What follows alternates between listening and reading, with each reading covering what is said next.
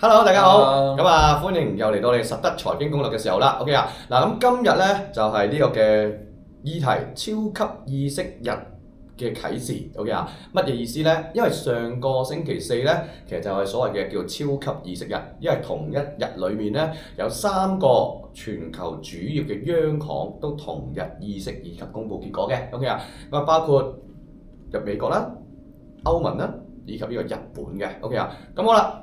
咁既然3個國家都同一日公佈呢個結果同埋議息。OK 啊，咁而且3個國家都有會後聲明嘅喎。嗱，呢一點先係最特別啊。OK，咁啊令到大家都 OK 好似有得根據去猜測。OK 啊，呢3個地區嘅央行嘅貨幣政策究竟有冇啲咩轉變啦。OK 啊，好啦，咁由於咧今日呢個議題咧 OK 就直接關於外匯嘅。OK 啊，咁啊所以咧今日咧就我講先啦。OK 啊，好啦，嗱咁我咧就好公平地 OK 啊，先唔好講我睇法。OK 啊，咁我好平鋪直敍咁樣將3個唔同嘅央行 OK 啊，佢哋嗰個議息嘅結果同埋會後聲明嘅重點 OK 啊，咁我都係陳述咗出嚟先嚇。OK 啊，好啦，嗱咁第一個咧，當然大家最關心㗎啦，亦都係應該知得最清楚嘅就係美國聯儲局啦。OK 啊，咁啊美國聯儲局咧的而且確啊，咁啊同市場預估嘅一樣啦，就係再次繼9月之後咧，10月份再減多0.25厘啊。OK， 就令到咧聯邦基金利率咧跌到落去4厘嘅水平。OK 啊，咁好啦，而下一次嘅議息咧 OK 就會要去到12月10號㗎啦。OK 啊，咁好啦，咁啊呢一個就係聯儲局議息嘅結果啦。咁但係最重要就係2點半嘅時候啦。咁啊鮑威爾咧喺會後聲明上面嘅發言啦。OK 啊，咁好啦，咁但係今次鮑威爾會後聲明上面嘅發言 OK 就係相較鷹派啦。OK 啊，咁點解咧？因為都講到明 OK 啊，下一次即係講12月啦 OK 就未必一定再要降息㗎啦。OK， 咁佢呢一句説話咧，其實基本上啊 OK 你可以講話暗示又得，明示又得。OK 啊，咁就係話咧呢個聯儲局咧 OK 咁啊似乎咧12月咧呢一個再次降息嘅可能性咧 OK 就較少啦。OK 啊，好啦，咁事隔幾日之後 OK 啊，咁啊今日同大家錄影嘅時間咧就係啱啱嘅週一。OK 啊，咁啊上個禮拜四聯儲局會後聲明之後嘅星期五同埋星期週末嘅時候咧，咁啊的而且確仲有其他嘅聯儲局官員咧就出嚟發言喎。OK 啊，咁咧大多數就係表示咩啊？咦，都係一句説話啦。OK， 同鮑威爾差唔多。OK 啊，都係認為 OK 擔憂通脹。OK 啊，咁啊所以咧12月係咪再降息咧？佢都好有保留同埋謹慎。OK 啊，咁好啦，咁樣聽完之後，大家應該會估計到啦，就係美國12月10號究竟仲會唔會喺年內最後一次嘅議息會議當中都降息咧？嗱，咁我一陣間我至講我睇法啊。OK， 咁呢個就係咧美國央行個議息嘅情況啦。OK， 好啦，第二 OK 啊，咁就係咧啱 OK 嚇，咁啊更換呢一個嘅新首相 OK 嘅日本啊。OK 啊，咁啊日本咧亦都喺上個禮拜四啦。OK， 日本央行喺上個禮拜四咧就公佈嗰個叫做投票議息結果。OK 啊，咁啊7-2票。OK 啊，咁就係點樣啊？保持息率0.5厘不變。OK 啊，咁好啦，咁但係呢個會後聲明上面又如何啊？嗱，先講講先。咁啊，下次咧日本嘅議息嘅日期咧 OK 亦都係12月、11月都係冇嘅。OK 啊，咁啊就係12月嘅19號。咁即係話咧 OK 今次就會遲美國1個禮拜多少少嘅時間至會議息啦。OK 啊，好啦，咁但係咧喺上個禮拜四日本央行嘅會後聲明咧就講到 OK 啊，當前日本實際利率處於非常低水平，若經濟和物價符合預測並伴隨改善，日本央行將繼續上調政策利率。OK 啊，嗱，好清晰啦。OK 啊，咁即係話咧，雖然今次日本央行係保持呢個利率不變，但係佢哋好有 intention。OK 啊，嚟緊咧仍然係會繼續係加息嘅。OK 啊，咁好啦，咁但係其實佢會後聲明上面咧亦都講到明啊。OK， 就係要睇住呢個嘅經濟同埋物價啊嘛，係咪 ？OK 啊，咁好啦，咁我哋又睇一睇咯喎。OK 啊，而咧剛剛日本公佈嘅9月份嘅核心 CPI 咧 ，OK 啊，同比咧又真係大幅上升嘅喎。升2.9%。OK 啊，咁啊不單止係一個持續嘅升勢。OK 啊，比起8月份嘅時候講緊上升2.7%咧，仲要明顯係有加速增長嘅步伐嘅情況。OK 啊，咁所以喺咁嘅通脹嘅趨勢底下，當然我哋預計嚟緊日本央行再次加息嘅機率會幾高啦。OK 啊，呢個應該係之後至講嘅。OK， 偷步講少少添。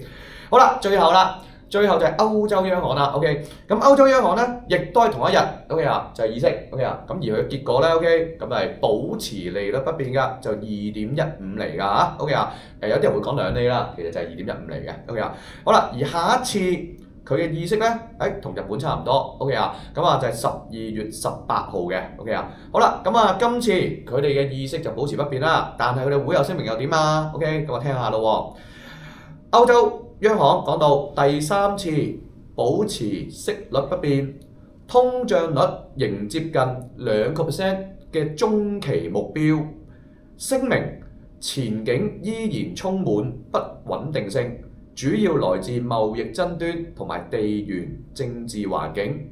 而數據顯示歐元區經濟韌性強勁，第3季經濟增長則優於預期。OK 啊，好啦，咁如果聽咗歐盟呢段説話咧，你會發覺有少少中間嘅。OK 嚇，咁啊喺中游水平好明顯。OK 啊，咁所以咧我哋可以見到咧，似乎 OK 啊，咁啊歐盟 OK，咁就冇為市場帶嚟 OK 啊，就係之後究竟會唔會減息或者加息嘅一個所叫方向性 OK， 似乎就真係缺乏啦。OK 啊，好啦，咁如果大家有留心聽我頭先所講佢哋嘅背後會後聲明嘅話咧，容許我 OK 啊，好清晰咁話俾大家聽3個國家嘅方向係點啦。OK 啊，歐洲央行講到明，話俾你聽，短期內息口將會維持穩定不變。OK 啊，而調翻轉啦，美國央行話俾你聽，冇錯，12月我都信嘅，鮑威爾係未必會再降息住㗎。OK 啊，但係如果大家再睇遠啲嘅話，上期視頻都有講過啦。OK， 冇錯啊，我都相信12月唔會再降息，不過下年一定會繼續降息。OK 啊，好啦，第3就係日本央行啦。日本央行擺到明㗎啦 ，OK， 頭先講過啦，偷步講咗啦，佢嘅 intention 就係咩啊？一定係加息㗎啦 ，OK， 只係邊段時間加咁解嘅啫 ，OK 啊，咁好啦，咁3個央行一比較落嚟就係日本會加息，歐盟會保持不變，美國會趨向降息 ，OK 啊，咁好啦，一個國家利率 ，OK 啊，咁啊好明顯地影響咗個中線貨幣嘅走勢 ，OK 啊，咁如果大家清晰嘅話 ，OK 啊，咁應該可以喺我頭先講嘅嗰番説話裏面揾到啊 ，OK， 特別係2026年嘅方向啦 ，OK 啊，2026年嘅方向，美金喺減息嘅狀態底下會偏軟 ，OK 啊，但係對個別貨幣 ，OK 啊，歐盟嗰方面嘅話咧，因為息口佢只係保持不變，但係調翻轉佢喺息差上未必會同美國有啲乜嘢嘅即係優勢 ，OK 啊，好啦，但係調翻轉，所以可能咧歐元嗰個匯率可能會好似橫行嘅水平嘅，但係調翻轉啦，日元咧 OK， 雖然而家有一啲嘅坊間嘅即係我想分析啦，就話轉咗個新嘅首相之後咧 ，OK， 佢係想行弱日元政策嘅 ，OK， 咁所以咧甚至乎有啲人咧係睇到157添 ，OK 啊，好啦，咁但係咧你問我嘅話咧，我絕對唔認同嘅 ，OK 啊。因為唔係日本政府唔係日本政府想去點行㗎嘛 ，OK， 而係跟住 OK 啊，央行嘅政策息率以及經濟而係調節嘅。過去日元嘅表現都話俾佢聽 ，OK 啊，就算日本係想去干預，都未必干預到嘅 ，OK。而日本自己本身現在有一個明顯嘅加息週期嘅前景嘅情況底下咧 ，OK， 絕對唔應該睇得太弱嘅。更加上頭先都有講啦 ，OK 啊，日本嘅通脹係加速增快緊個噃 ，OK 啊，咁喺咁嘅情況底下，佢嗰個下一次嘅加息，相信雖不近亦不遠矣 ，OK 啊，咁所以咧 ，OK， 如果你問我嘅話，3隻貨幣嘅走勢應該就喺今次嘅會後聲明之後咧，就會非常之清晰㗎啦 ，OK 啊，咁呢個就係我睇法啦 ，OK 啊，咁但係當然啦，咁喺貨幣上面咧就真係可以好客觀 ，OK 啊，因為3個會後聲明係真係完全升唔喐跌 ，OK，exactly 係3個 direction 嚟嘅 ，OK， 咁所以係非常之清晰㗎，對後市影響。好啦，但係調翻轉啦，我想問下 Ben 啊，對於股市嚟講，係咪又真係咁清晰？你又可能未必咁清晰咯喎 ，OK， 雖然你話即係美股即係 sorry 美國減息 OK 啊，即係減第二次息啦 OK 嚇，咁啊對美股可能會有啲幫助 OK，咁但係又見到減完息之後個港股反而好似又冇乜點升到喎 OK 啊，咁究竟你而家應該點去理解呢件事情咧？不如咁講啦，咁啊上個禮拜3個地方議息啦，咁我自己個感覺就係長遠可能都係好事嚟嘅，咁但係短期或者近呢半年內咧，我自己咁 expect 咧，就俾咗一個好大嘅 question mark 我哋啦。咁點解咁講咧？咁逐個地方去即係演繹翻啦。咁先講歐洲央行，咁成個嗰個聲明都講到啦，嚟緊好多可能會發生嘅喎。咁加好減好，咁本身現階段你話歐洲面對緊最大嘅問題就話第一好被動咯，所有嘢都即係一啲能源價格又控制唔到，咁區內一啲政治啊經濟問題又好似分化得幾緊要，咁變相你話成個歐洲央行俾我嘅感覺就係話嚟緊都係唔知點喎。咁甚至乎呢段時間，大家如果有留意新聞都知啦，歐洲同埋中國嗰個貿易問題咧，又開始有少少分歧喎。咁如果喺呢個情況咁樣繼續發生落去，咁歐洲個本土經濟仲有幾多，或者有邊啲國家係比較撐得住咧？邊啲國家可能借勢會好咧？咁但係大家都明白啦，成個歐元區最大嘅問題係咩咧？就係唔同嘅分歧嘛，經濟嘅分歧，咁政治嘅分歧，咁所以呢一樣嘢咧，歐洲央行或者歐洲嘅市場上邊咧，我自己覺得係最大成個世界嚟緊咧係最大一個問題嚟嘅，最大一個 question mark。隱憂又好啦，亦都係隱憂嚟嘅，因為個別國家真係好亂嘅，咁亦都係大嘅經濟體嘛，最緊要係咪先？咁所以呢段時間我自己覺得歐洲嗰邊個市場咧係最難 expect 下一步點行嘅，因為一嚟咁經濟或者啲產品進入一個轉型期啦，咁二嚟就係話地區嗰個經濟好似由歐元區成立到而家好似好齊心，咁到而家咯變咗開始嘅時候好齊心，到而家好似中間咁多 argue 喺度嘅話，我自己覺得就最難暫時最難睇㗎啦。咁反而睇翻日本央行啦，其實我覺得今次嚟計咧，日本央行講到明咧嚟緊係要加息嘅，咁但係都要睇下新任首相佢點樣行佢條路。因為大家可能都睇好多啲新聞都知啦，新任首相高市早苗咧就係安倍嘅一個叫做信仰者啦。OK， 咁佢嗰個問題就話，如果跟翻安倍嗰個政策，咁對經濟對個股市理論上應該係件好事嚟嘅喎。咁所以呢一樣嘢咧，咁但係你話變咗日本央行要去叫做加息嘅時間咧，咁就話我諗就個先後次序啦，就係話當然佢上任嘅政策理論上先有利個經濟，跟住先至會俾個日本央行加息。咁但係啦，咁所以話短期嚟計咧，都係要等佢所有政策慢慢落台啦。咁但係你話我自己 expect 咧，佢嘅上任都係對件事係好事嚟嘅。咁就算日本央行加息，可能都唔係話一個咁早嘅事去對個市有影響嘅。咁反而啦，最大最大嘅 question mark 咁當然就係美國聯儲局啦。咁大家都知啦，而家以前嚟計啦，美國聯儲局睇來睇去都係睇嗰個叫做通脹啊，最多睇多少少就業嘅問題。咁但係而家咧睇住咩咧？Donald Trump，淨係睇住個 Donald Trump 去講嘢嘅啫。咁但係今次其實鮑威爾，我自己認為佢喺呢個時間 hold 或者咁講到明12月未必會有個加息啊、減息啊、維持息口不變，任何嘢都好啦。佢有一個情況咧，或者咁講，佢有個條件咧，佢講得好好嘅，就係現階段你美國政府停擺緊。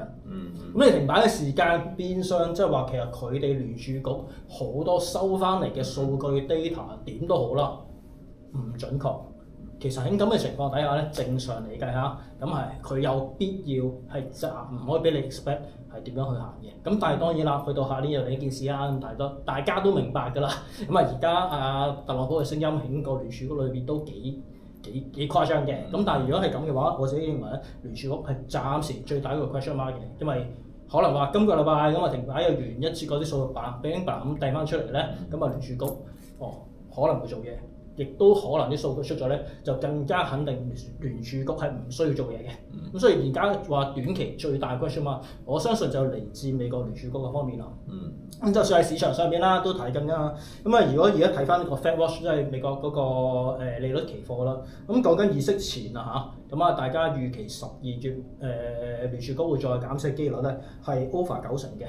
咁但係鮑威爾講完，咁啊而家得翻69%啫。咁所以變相話暫時啦，我自己覺得最大嘅 uncertainty 啦，就嚟自個美國嗰聯儲局方面咯。咁但係翻嚟啦，咁啊對香港嘅影響啦，咁啊我自己咧認為暫時嘅影響性咧就不大嘅。點解咧？睇翻啲息口都知啦。咁第一，譬如話金管局咁啊應該所有銀行 P 又減咗啦，不過減1%嚟，咁啊叫跟翻聯儲局加息之前咁上下水平啦。咁連 HIBOR 咁啊前後上個禮拜咁講緊 HIBOR 一個月 HIBOR 咁大概都係3.5左緊啦。咁啊而家今日低翻少少，咁啊講緊3.38。其實暫時個市場上面對啲叫做資金流動性嘅影響咧，好似就未有咁大嘅睇法嘅。咁所以話現階段我自己覺得啦，影香港咁啊可能長遠都係會受住嗰個息口未來啊，始終都係向下咁啊有利嘅。咁但係個問題就話更加多要睇翻好多一啲更加基本或者嚟緊一啲某啲產業上面啦，邊啲會行得到？